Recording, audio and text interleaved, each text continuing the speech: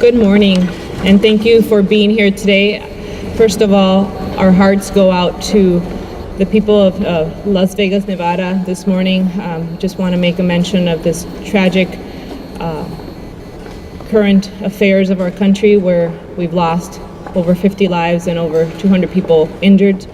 And we are here to value life and certainly ask for unity in our country. And I would be remiss if I did not mention the tragic news story we heard this morning with our fellow Americans. Today we are here gathered in St. Paul, Minnesota to lead a national effort that's going on across the country today. At 2 o'clock, the Congressional Hispanic Caucus and over 45 organizations with the National Hispanic Leadership Agenda are going to be gathered at the Capitol Hill in Washington, D.C. to unite as Americans, unite as Hispanic-led organizations to request the federal government to continue and do more for the relief efforts of Hurricane Maria in Puerto Rico and in the U.S. Virgin Islands and Caribbean. As you know, there are 3.5 million American citizens in the Commonwealth of Puerto Rico, and today marks the 12th day of this hurricane devastating the island, literally shredding the infrastructure decimating the infrastructure. Water and electricity are still lacking in Puerto Rico.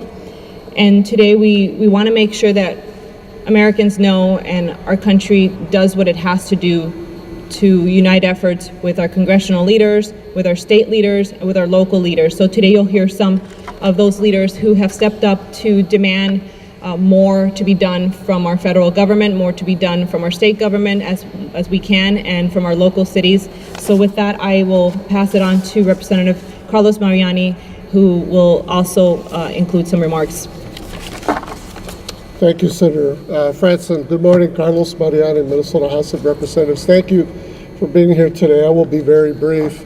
Senator Franzen and I are the only Puerto Ricans who serve in the Minnesota legislature. We have family and loved ones on the island, so this is upfront and personal.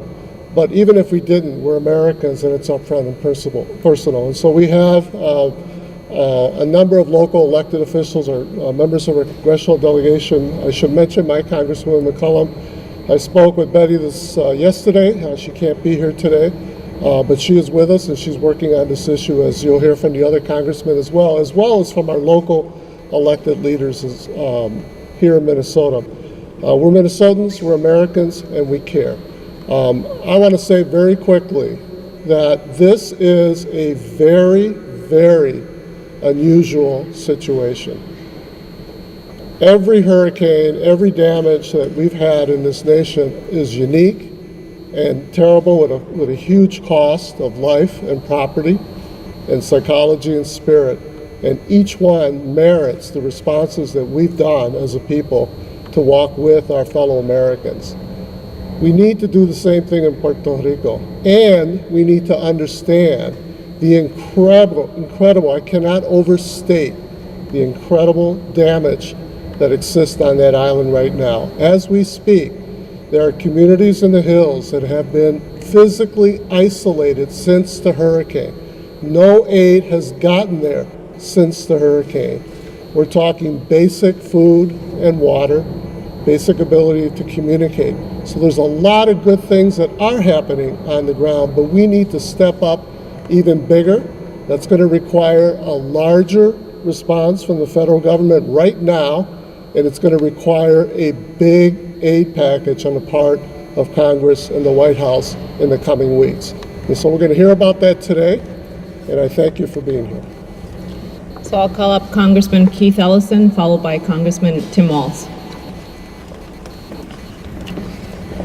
Well, I just want to thank our leaders for calling us together. Minnesotans should know that Minnesota has a very strong, dynamic community of Puerto Rican descent. We have some serving in our state legislature, like Melisa, Franzen, Carlos Mariani, but also practicing medicine, opening up businesses, serving people in all walks of life. The fact is that we are tightly connected to Puerto Rico. These are our fellow Americans, and we have to step up at this moment urgently. I can tell you that I can pledge my support for the federal government making a strong congressional response to stick with Puerto Rico in the short term and in the long term. The devastation is so great that it's not going to be fixed overnight. Yet overnight solutions have to be part of it because time is of the essence. There are whole parts of the island where even relief groups haven't been able to get through yet. And these people need help now. Minutes are urgent, minutes are important given this stage. You know, over 3.4 million U.S. citizens live in Puerto Rico, and of course over 100,000 in the U.S. Virgin Islands. It's important for us to remember that the U.S. VI is part of this devastation as well. And I will say that the relief efforts that have been on the ground in Puerto Rico have been awesome. The mayor of San Juan has been an awesome leader. There's pictures of her walking through the water to help save Puerto Ricans, and yet she needs more help from her federal government. She doesn't need criticism from our federal government. She needs help from our federal government. And she is putting her body on the line to preserve and protect life, and we expect no less from anyone else. At this point, there has been a suspension of the Jones Act. The Jones Act is an important piece of legislation to protect U.S. shipping and jobs, but it must be waived temporarily if it is in the way of getting aid to people.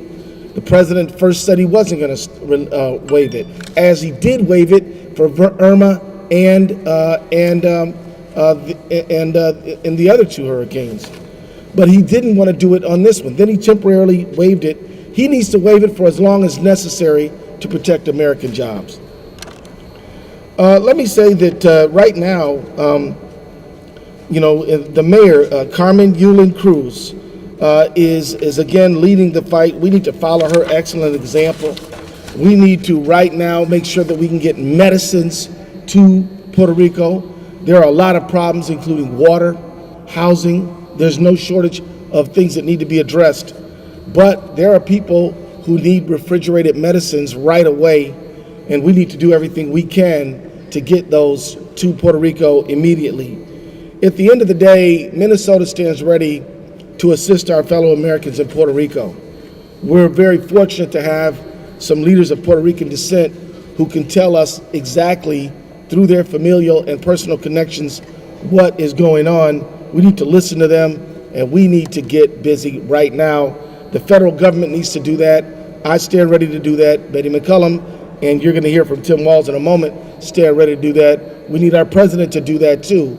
And we want to just say thank you to everybody for being here. We're in for a long fight. I think we're up to it. The people, our fellow Americans in Puerto Rico, need our help, and we're here to lend it. Thank you. Well, good morning, everyone. I'm Congressman Tim Walz. I'd like to thank members of the media for being here to highlight this critical situation with our fellow Americans. And I'm also honored to be standing and proud of Minnesota's response of standing for fellow Americans in a tragic situation. You're going to hear from individuals, and you already did. The situation is dire for many of our fellow Americans, and the response and the timeliness of the response is absolutely critical.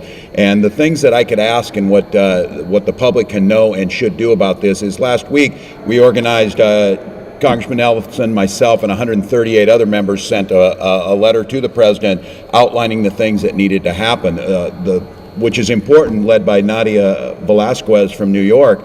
The problem, it was only 140 members. We need to make sure that all of our colleagues understand the importance of this, that an aid package must move, it must move immediately, and all barriers to the flow of that aid must be removed as quickly as possible. With that being said, I'm also incredibly proud and thankful, and I hope all of us give a thank you. We have our women and men in uniform from the Minnesota National Guard already serving in this. We're aligning assets, and I was on the phone over the weekend with the Adjutant General's office to make sure that the alignment of the assets that they need, air assets, engineering assets, are lined up. The National Guards have a wonderful opportunity to have state compacts amongst themselves, but what the federal government can do is how they declare and the specifics they put on this mission means that the state of Minnesota is reimbursed by the federal government and other states that are participating in this. If we can remove those barriers to make sure that the aid and the assets are available to move as quickly as possible, the aid package is passed through the Congress and can move as quickly as possible, the folks that are going to be here and those governmental and NGOs on the ground will be able to make sure our fellow Americans get the care that they deserve. So I want to thank you all for being here. I especially want to thank the leadership of the folks here in Minnesota for highlighting this. We're all in this together. Thank you.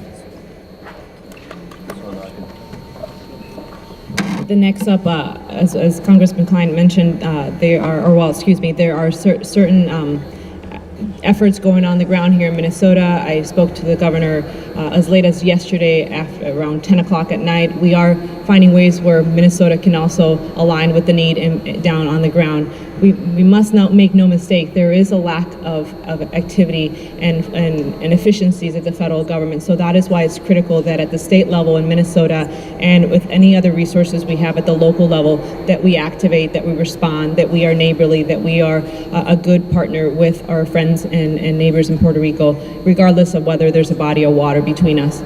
With that, I want to introduce Mayor Chris Coleman, who has also responded to that call to action from his leadership at the city of St. Paul, and followed with Senator Klein, who also is, we've received so many overwhelming response from people all over, my colleagues here in the legislature and also around all the local nonprofits who are looking for ways to help, whether it's monetary or whether it's a way of shipping goods. So you'll hear more from them now. I'll pass it on to Chris Coleman and Senator Klein. Well, thank you so much.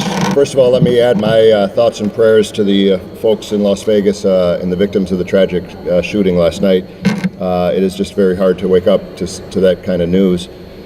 Just as it was very hard to wake up to the images of what was happening in Puerto Rico just a few weeks ago. To my friends my friends here that have friends and family back in Puerto Rico, I wanted to say that I can't even imagine how unbearable it must be to not know how your relatives are doing, to not know whether your family is safe, and anything that we can do to continue to make sure that the people of Puerto Rico have the resources that they need to be protected, to have the basic, whether it's diapers or medicine or clean water, whatever it is, we need to make sure that we're doing everything that we can to support them. As a mayor, I have to tell you the images of Mayor Cruz and what she was doing really spoke to my heart. To see how hard she was struggling, to see that what she knew on the ground that perhaps folks in Washington D.C. didn't understand, I understood as a mayor what she was dealing with. A natural disaster becomes a humanitarian crisis when we fail to act with every resource available at our disposal. And that's what we need to send to the people of Puerto Rico. We need to make sure that they have confidence that we here are doing everything that we can to support our fellow United States citizens. On the local level, we have offered to assist where we could. The governor of Puerto Rico had issued a call for mutual aid. We were prepared to send officers down to Puerto Rico to help in the effort and to safeguard the folks that were down on the island. That has actually been called off at this point as they are kind of adjusting and kind of looking at the needs that they really have on the ground. But in St. Paul, in communities across the United States of America, we are prepared to act however we can. Right now, in the absence of sending direct aid, in the form of police officers or other emergency responders, I believe that we should, every one of us, reach into our pockets, reach in to find every resource, every dollar that we can to help and to send it to an aid organization that is working on the island right now to support the people of Puerto Rico. We are prepared to stand up. We are prepared to do what we can to work in conjunction with our federal delegation to make sure that they have the support here on the ground. And I just want to thank the leadership here to bringing us together to support the people that are struggling and suffering so much. Thank you so much.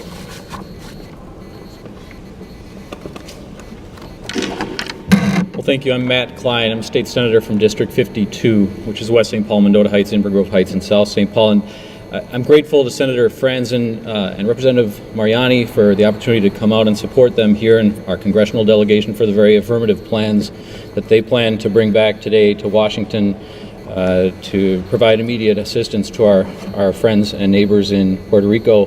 But I wanted to speak especially because of my outrage, I guess, and dissatisfaction with the messaging we've heard so far as American citizens from the executive branch of our government. And I just don't know that we've seen this before. Americans within our own territory slowly exterminated by starvation and thirst, and darkness descending upon millions within our American family while we sit within reach and do not stand or extend our arms. And I have to say, what does it say of this, our greatest republic, when we allow that to happen? When did we become this weak or this small-hearted? We are not this small. We are not this small-hearted. No matter if our own leaders tell us we are, we know that what made America great and what makes it great today is the goodness of its soul, the ingenuity of its endeavors, and the intensity of its labors for what is right. And so I encourage our leaders at all levels of the executive branch and federal government to do what Americans have always done in this situation and help our friends and neighbors in Puerto Rico. Thank you. Thank you. And I have to acknowledge there are several other elected officials here. Representative De Pinto, I know Senator Scott Dibble's here as well. And who am I missing? Representative Hansen, thank you for being here and supporting our efforts today to bring awareness to this issue. There's a few other people who would like to say a few words, and we'll try to keep it brief because we know we have other news to cover today. But very importantly, Dr. Fiol is a doctor from Puerto Rico who lives in Minnesota. He was actually there to provide relief after Irma and got stuck in the storm with Maria, and he was our first and only contact for a few days in Puerto Rico, where we were able to hear how tragic and disastrous the actual impact to people. He worked on giving aid to people in shelters and has a few words to say to us today, and he works at the University of Minnesota. After him, we'll have Javier Murillo from SCIU, Henry Jimenez from the Minnesota Council of Latino Affairs, and then Soraya and Ayana from the Coalición Boricua in Minnesota. Good morning. We too, Puerto Rican community, join the people of the United States.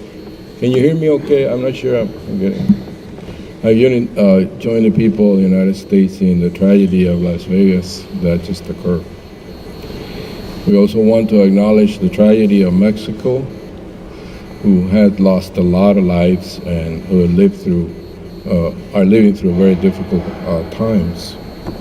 I want to thank the coalition of legislators here that are coming together to help our country go through this crisis. The Puerto Rican people are ready to rebuild their country. Those Puerto Ricans that live here in the United States, the diaspora that we call, we don't like the word diaspora too much. We call it the extended homeland. La patria extendida. We are very affected by the occurrence in our country. I was there during the hurricane. We're very frightening moments, but the most frightening moments happened when I worked in the shelter and I saw people's homes totally blown away. A father came in crying that he was having a heart attack because his daughter's respirator, she has sleep apnea, had been blown away. I saw people come in, no medications, no insulin. We had nothing to give them at that time. So I saw it directly, the wounds of this terrible tragedy that's taken our country. And I want people in the United States to know, and the wonderful people of Minnesota, that the Puerto Rican people will rise at this occasion. There's a saying, Puerto Rico se levanta, Puerto Rico will rise. There'll be no questions that the Puerto Rican nation has historically met adversity with great courage and pride and will overcome this terrible crisis. As a physician, my biggest concern is epidemics in the island. And I already heard from colleagues in the medical field that there are epidemics starting. There's scabies, conjunctivitis, and other transmissible diseases. I'm at the University of Minnesota, a physician, and we have already started a relief group to look at medications. We have prioritized 2 centers in Puerto Rico which are direct connections. We speak with them and they're running short on antibiotics, anticonvulsants, anticoagulant, anti-asthma medications. So I plead to the pharmaceutical companies who may be listening to please get in contact with us to help with the medical side of things, which medication is a major priority. Other items can be later brought in. I want to bring up a suggestion to this coalition of legislators. Number one, I think that the only good thing that's happened with Hurricane Maria is the demise of the Jones Act. And as Representative Ellison alluded to it, it has tied our country in a colonial type of situation where we cannot reach out to the world. And in a moment of crisis like this, the president has temporarily for 10 days, which is too short a time. But I think this Jones Act has to completely go because it has been a cloud over our heads for a long time. I also want to say that the issue of Puerto Rico cannot become a political football between parties. When a moment comes like this, parties will come second, and certainly we don't want that to intensify with the visit of President Trump to Puerto Rico. President Trump has said that in reference to the Puerto Rico, something that's been very offensive to a lot of us. He says they want us to do everything for them. And I'm sorry, Mr. President, I take exception for that. Right here in this corner of the world, we're all standing up, Puerto Ricans and Americans, Minnesota, hand in hand, and there is not them. It's all of us together.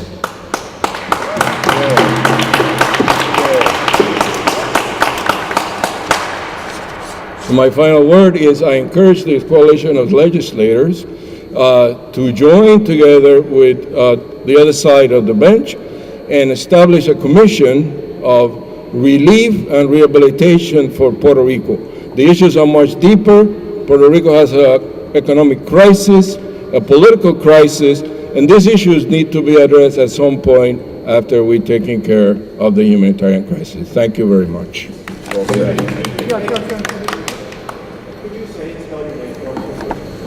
Miguel Fiol. Miguel Fiol. Okay. Good morning. Thank you for being here. My name is Javier Morillo, Javiermorrillo. I am president of SEIU Local 26, and I grew up in Puerto Rico. My parents are there now. I am terrified for my island, as we all are. A life preserver is not a handout. It seems astounding to me that in the aftermath of a hurricane, one should have to clarify such a thing. But after this weekend, when we saw the President of the United States basically say that Puerto Ricans want everything done for them, I just want to say to Minnesotans and to Americans that that is wrong on at least 3 counts. One, Puerto Ricans are right now helping themselves because they have to. My parents' neighbors are helping each other out. All of us have stories in towns across the island. People are helping each other out in the absence of federal help. It is also wrong because the assistance that has gone to the island has not been enough. And you don't have to take the word of the mayor of San Juan. You don't have to take my word. General Jeffrey Buchanan, the 3-star general who's been assigned to Puerto Rico, is there. He said, we do not have enough troops. He's toured the island and said it's the worst devastation he has ever seen. The FEMA administrator said this weekend that this is Puerto Rico is the most logistically challenging event the U.S. has ever seen. Puerto Rico is an island that is 100 miles by 35 miles long. I find it unfathomable that there would not have been a plan in place, and that we can say that a country that has engaged in wars across the world, that this would be the most challenging logistically event ever in this country is astounding to me. And finally, I think what the president said is so wrong, because it depends on this idea that Puerto Ricans are somehow different than Americans, asking Americans to help them. My father in Puerto Rico, in Bayamón, Puerto Rico right now, is a veteran of the United States Army. My father fought in the Vietnam War, 2 tours of duty, front lines. He served this country, as have many Puerto Ricans, in every war since World War I. We are not asking for handouts. A life preserver is not a handout. The least we can do for the American citizens of Puerto Rico is to provide the help that is needed. Thank you. Amen.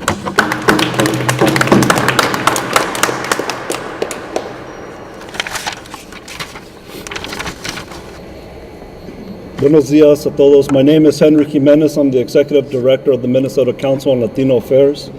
I want to start off by giving my thoughts and prayers to my hometown of Las Vegas. I'm lucky to have my family safe, but I know that there's over 50 families that won't have the same luck.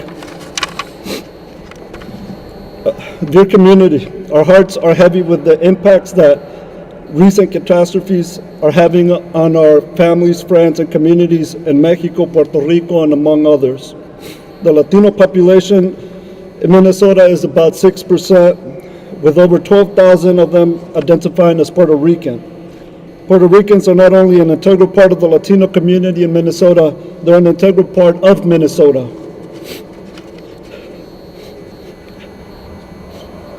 MCLA supports a collective drive of Minnesotans to remain strong and support relief efforts in whichever way you can. Along these are difficult times, and many of us might feel powerless, but our community has never been closer and stronger than ever before. As Latinos in Minnesota, as Minnesotanos, as Minnesotans, we know the value of depending on our extended familias and the trust that we will reach out and come together in this time of need. MCLA has received calls and information regarding relief and assistance efforts, and will do our best to connect individuals with organizations that are doing great work to support the people of Puerto Rico. Our team will work diligently to share information on the different initiatives through social media, which is the most effective way for us to broaden public base.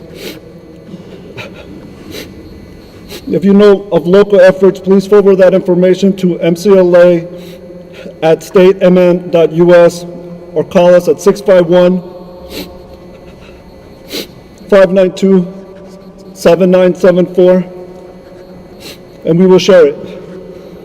Minnesotans are caring and compassionate. Let us, at this time, love each other and check with one of each other, provide words of encouragement, and help our friends and families during this time. MCLA and our board will continue to track new developments at this time and keep the community informed. One last thing in closing. The way that we will come back and support our neighbors in Nevada, the way we would do it if it was Wisconsin, Iowa, or the Dakotas, is the way that we need to come back for Puerto Rico and anybody else.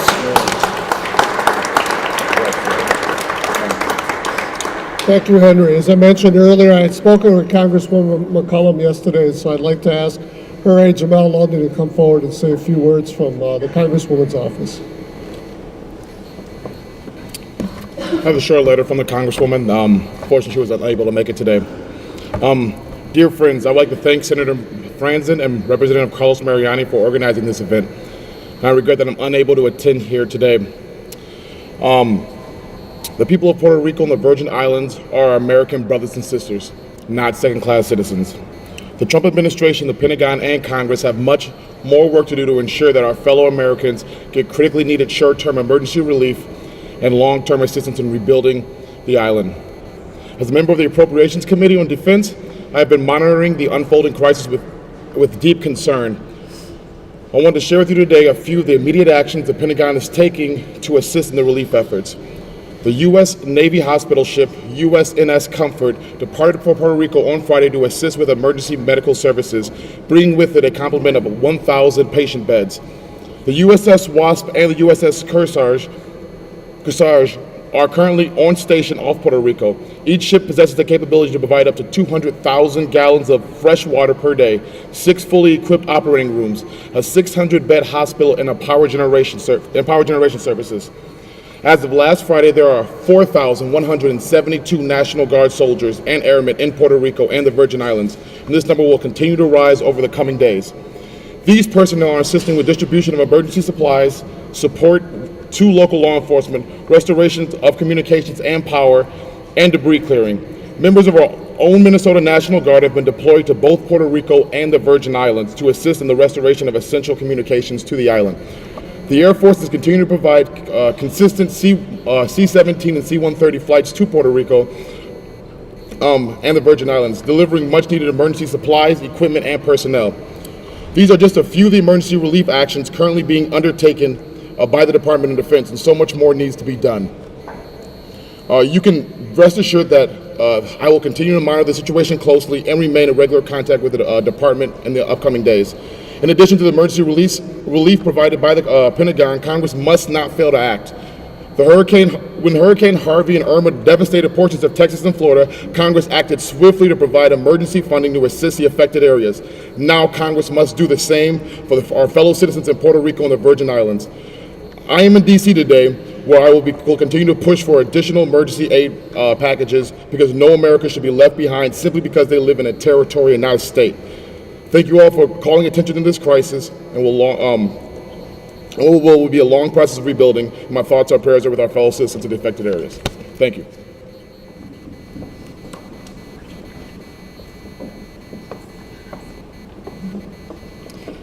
Good morning. Thank you all for being here. My name is Ayana Sod Machado, and we're here. Everyone standing behind me is a part of a coalition of individuals, groups, and organizations in Minnesota that was formed to coordinate relief efforts for Puerto Rico. Coalición de Boricuas in Minnesota.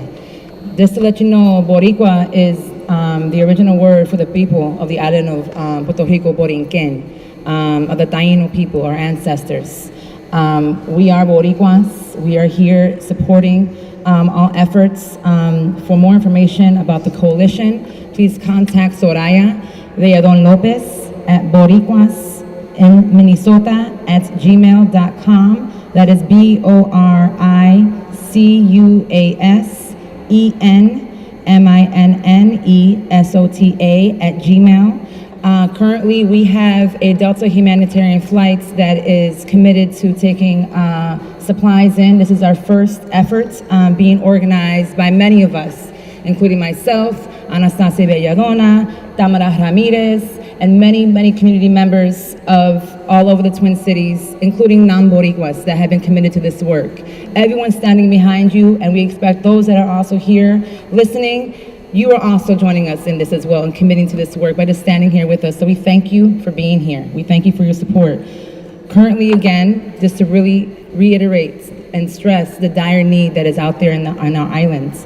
17 municipalities have still not been contacted and communicated with by the governments of Puerto Rico. Many people are in need. They don't have water, they don't have food, and so that's what we are getting. You can drop off supplies. We have 2 main hub locations, Indigenous Roots Cultural Arts Center at 788 East 7th Street. For more information, you can contact myself, Ayana, Ayana, Machado, Machado. My telephone number is 612-702-9058. And we also have a main hub at Minneapolis at El Colegio High School. You can contact Tamara Ramirez at 651 231-6322. We are spreading the word. There are also many individual sites, people's homes that are opening, different rec centers, different community centers that are opening for their drives and bringing them to our main hub centers, including Labor Works in St. Paul, including Apple Valley, 6703 Forkstone Road, Northfield, we're collecting at La Casa Hispana, New Hope at 5610 International Parkway. Also have a drop-off site in Robbinsdale. Again, for more information, contact Boricuas en Minnesota, Ayana Sor Machado at 612-702-9058, Soraya Belladon Lopez as well. We also have El Fondo Boricua, supported by the St. Paul Foundation, led up by Maria Isa of Rico, and also supported by the Mumble Jazz project. And we currently have raised $55,000. So thank you for all the supports. Thank you for everyone that's getting the word out. That is going directly, 100% of those funds are going directly to organizations with partnerships that we all have identified here. Organizations, community members that have been vetted into the process that will get the support that is needed. Though that's for long-term relief. This is an ongoing effort. This is not going to end in 2 weeks, 2 months, even a year. We need to support, we need to continue this. We need to maintain our energy in this. We need maintenance of your commitments in this work as well. So we thank you for the immediate relief that's happening. Again, we are leaving out this week with a Delta humanitarian flight. It's our first main effort of getting supplies there. We have a team ready on the ground in Puerto Rico to distribute to some of the most needed areas, and we have commitment. We are in partnership with Centro de Operaciones de Puerto Rico on the island. Again, if you want to make a monetary donation, go to El Fondo Boricua of the St. Paul Foundation. Maria Isa, you want to give your number as well? I just want to make a correction that Twin Cities Mobile Jazz is not presented with El Fondo Boricua. El Fondo Boricua is a fund of the St. Paul Foundations, founded by my mother, Elsa Vega Perez.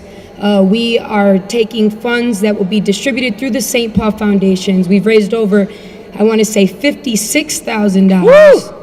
And you can find information by just going to givemn.org. Givemn.org.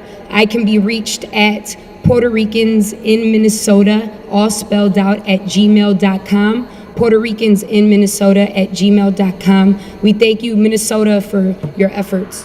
Mi gente, did I forget anything? Anything else needs to be said? Thank you for your commitment. Thank you. We want to close out. Somos Boricua, and we still celebrate, and we still honor our ancestors, and we still honor the energy that is here. And it will not be right if we don't end. So we welcome you and honoring nuestra isla, Puerto Rico, Borinquen. And right before that, if there's any questions, we'll take them quickly at this time. Perdón. No, you're fine.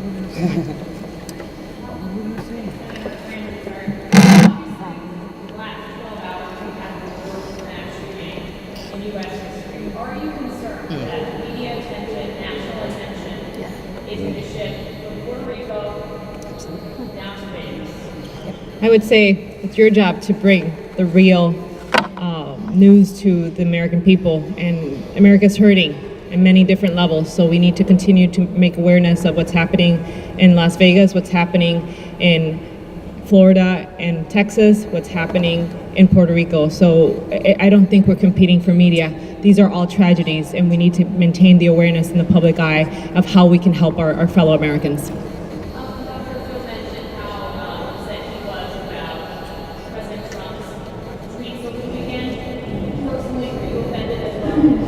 I would say, well, it's not helpful.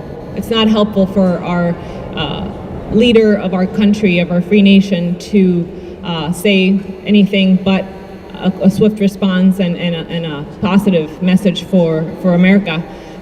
But we need his aid. We need his leadership, and we're clamoring and gathering here today in Minnesota. In Boston, we have another press conference, and in DC at 2 o'clock today with over 45 organizations who are going to be asking our president to do more for us because we need his leadership.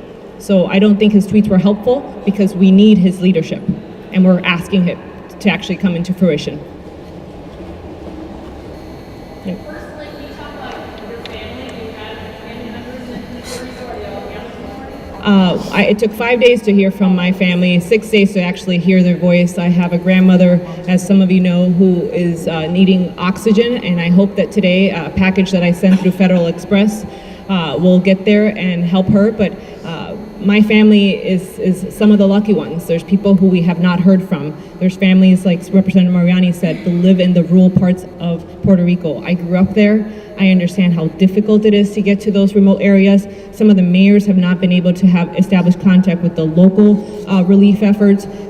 My mayor in Aguadilla, the northwest side, was on the news just this last weekend, and I've never imagined that my hometown, which has the largest runway in the entire island, to be left without aid, with people hungry, with people without water, when there is literally the largest runway in an airport in my hometown. This is a disaster from logistical standpoints, but some of those logistical issues are man-made and can be overcome, and that is what we're asking for today, to look beyond the red tape, to lift some of those barriers and come together to save lives. People's lives are at risk. The hospital in my hometown is near collapse. Literally, they've had to close it. This is in the local media in Puerto Rico in Spanish. You probably haven't heard this in the national media. They've had to close it because of infestation, because they have no water, no power. They don't have gas to run their generators, and people are going to die if we don't get to them. Maybe not directly a number or statistics out of the hurricane, but the aftermath and the lack of relief getting to where it needs to go swiftly, promptly, and in full force. And that is what we're here today to say. We can do more. We can't wait for the federal government to act. We have to do more at the local level. We have to do more at the state level. And that is why we're here today asking our Congress delegation, our congressional delegation, our neighbors from all walks of life in Minnesota. Our private sector is another part where we're asking for them to step up, and some of them have. Some of them are waiting. We can't wait any longer. We need them to step up.